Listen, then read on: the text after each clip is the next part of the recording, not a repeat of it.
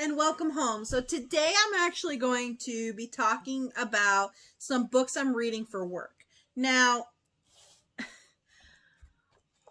the reason I'm doing this is because I don't know how many people actually do reviews on those type of books, and I have to read it. I might as well review it. I'm getting paid for it though, so I don't have to read it. But anyways, so the first book I'm going to be talking about is called Raising the Rigor. All right.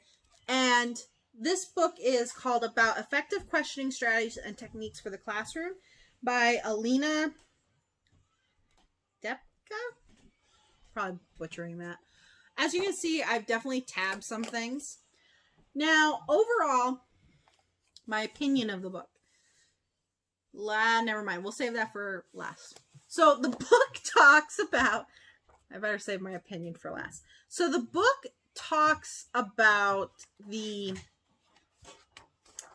using, you can kind of tell by its headings. So using questioning strategies in the classroom. That is the biggest takeaway of this book. And when looking over this book, it's talking about Bloom's taxonomy. And if you're a teacher, you have been drilled into what Bloom's taxonomy is until your ears have started bleeding. But what about the ones that are not teachers? I was getting to that, Max. If you're not a teacher, hold on, now I gotta actually find one of their taxonomies here. If you're not a teacher, what the Bloom's taxonomy is a pyramid. Okay, it's the pyramid of teaching. Okay. Or pyramid of, how would I put it? It's how you should question your questions, okay? Starting with the bottom. Let's see if I can get it in there. Okay. Alright, we're going to have a little technical difficulty on set. Oh. There we go. So starting with the bottom, you have knowledge, and then going up until you have evaluation. Okay? I can't read all of that backwards. So you start with knowledge. Knowledge is basically multiple choice questions on a test. Think of it that way. You're just spitting out things that you know. After that, you have comprehension. All right? Can you actually... If we're using English as an example, can you comprehend what the sentence says?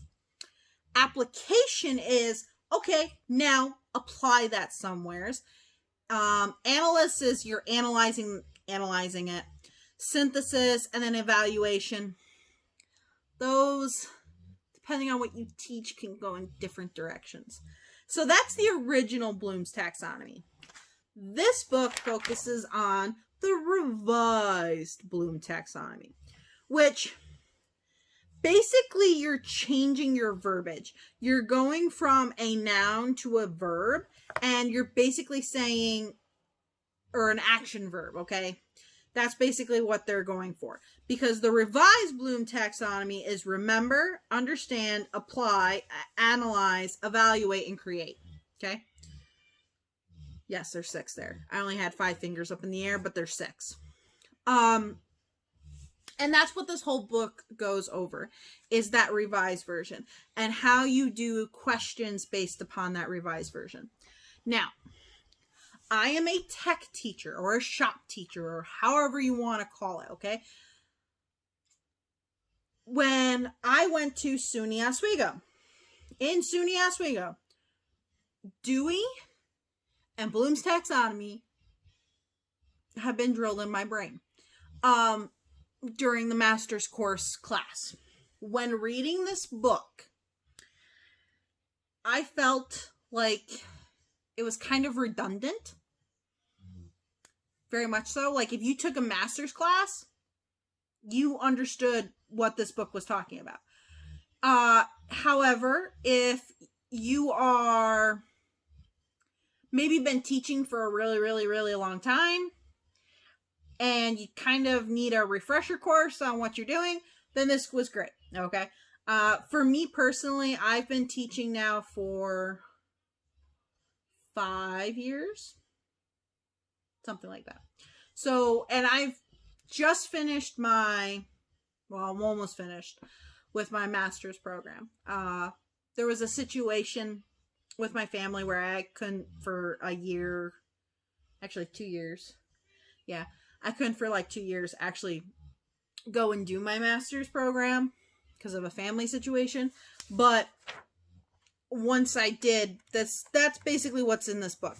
So you're questioning, you're trying to talk about in this book different levels of questioning. So I'm going to show you what I tabbed and that I felt was important. So the first thing in here that I tabbed, oh, that's just a paragraph because I wanted to show it to somebody for a point. They give you a lot of templates, and I like the templates. That is actually one of the things I do like about this book. So this is one of the templates that they give you.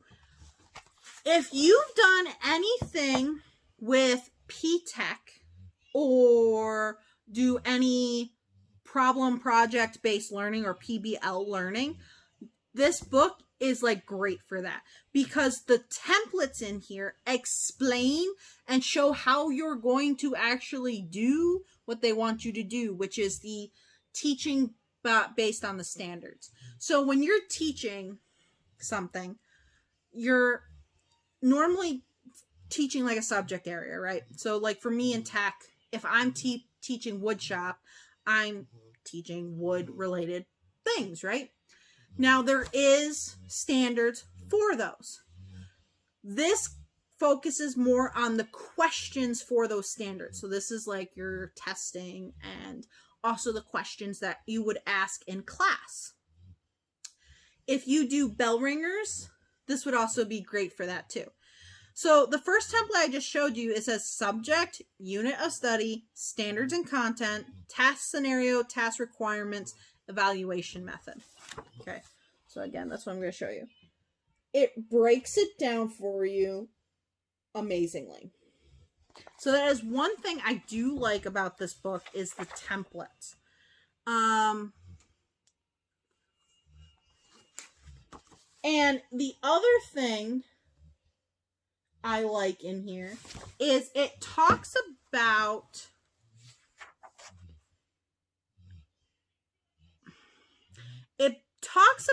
how you would kind of do a checklist on whether or not the student understood those standards or not. And it talks about things more than just standards, which comes later in the book. In the beginning of the book, it's literally about the content standards and about how teaching to the standard and trying to get kids to think, again, with that Bloom's taxonomy, at the higher level of it, which is, in this case, again, if we go by the revised Bloom's taxonomy, is create. So we want kids to actually think on the create level. You need them to know the baseline, obviously. They have to be able to generate questions. Okay, that's just a given. However, the whole point of this is to get them to go past that. And they give you kind of conversational points to start with that. Like try how to get kids to think and talk on a different level. So, and again, the templates in here are great. I really, really do like the templates. And this template in particular actually takes the Bloom's taxonomy and it breaks it down for the question. So right here, I think this is an English example, but for right here, you have check boxes all the way in the corner, and then you have so many questions for remembering, so many questions then for understanding, applying, so on and so forth. And I like the fact that they break it down, because that helps you kind of when you're in the classroom, like, okay, which questions am I going to ask and how am I going to do this? So I do like the fact that the templates in here, and that you can get them for free. Once you get the book, they give you a link that you can go to for free to get those. And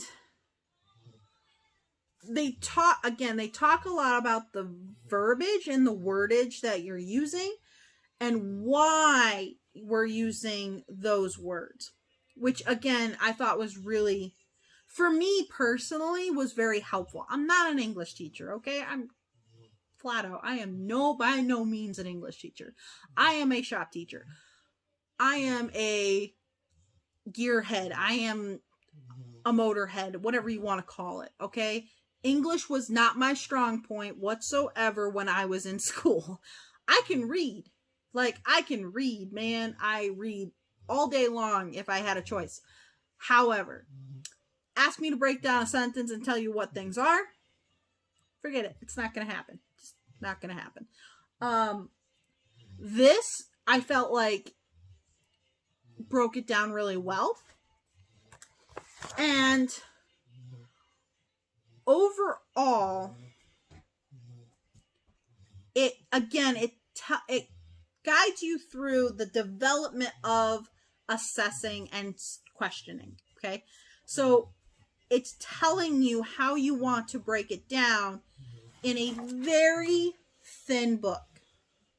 Now, if you take a master's class, they make you read this obnoxiously big book. And I say obnoxious for a reason, because it is obnoxious. And it's basically saying everything that this little book has.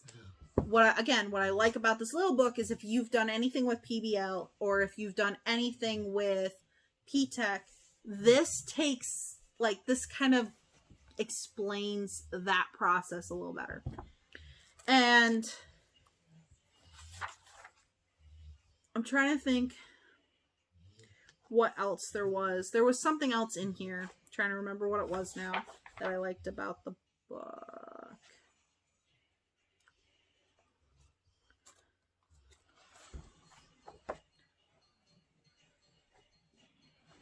No, I think that was it.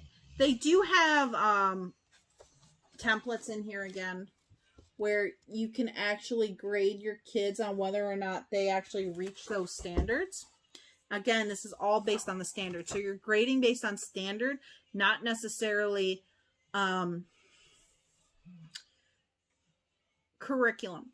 The other thing, and the last thing I'm going to bring up about this book, is they stress college yet career readiness. So they do stress career readiness in here with a couple things that they deem the most important, which is collaboration, communication, listening, judgment, leadership, perseverance, innovation and creativity, initiative and responsibility.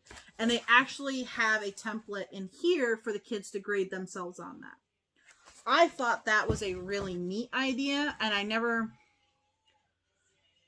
I've had kids do rubrics before where they grade themselves first on a rubric, but I never thought to have them grade themselves on their character, which is what this is here. And they talk about in here why you would want that and what's the purpose for that. So overall, this book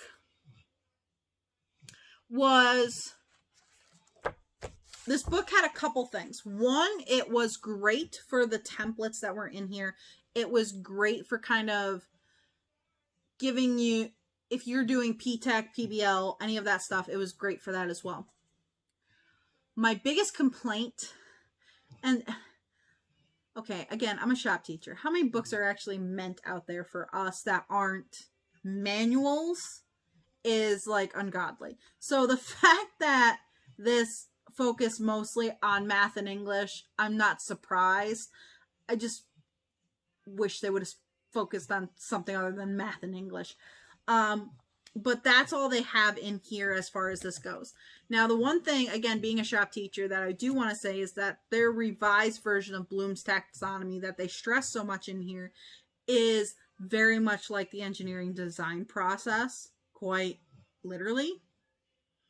and you can quite literally use the steps for that revised version. Overall, it's not a bad book to help you remember things. The templates in here are amazing, and it breaks it down really well.